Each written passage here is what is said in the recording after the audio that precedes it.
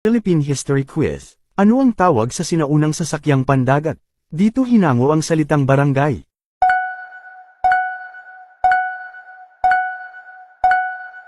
Sagot, B. Balangay.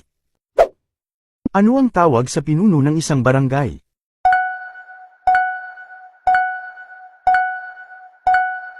Sagot, A. Dato. Alin sa mga antas ng lipunan ng mga sinaunang Pilipino ang kasama ng dato sa pakikidigma?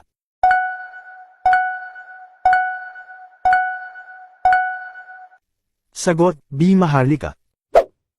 Alin sa mga antas ng lipunan ng sinaunang mga Pilipino ang karaniwan at malalayang mamamayan ng barangay?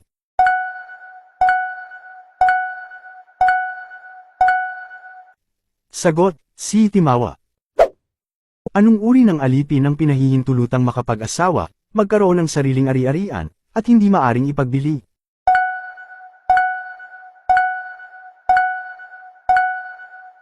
Sagot, A. Aliping namamahay. Ano ang tawag sa namumuno ng mas malalaking barangay?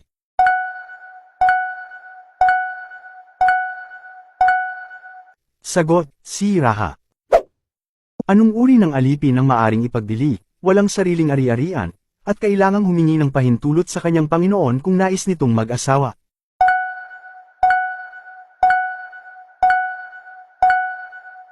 Sagot, B. Aliping sa gigilid. Nakatama ba ang beshi ko? Comment mo naman ang score.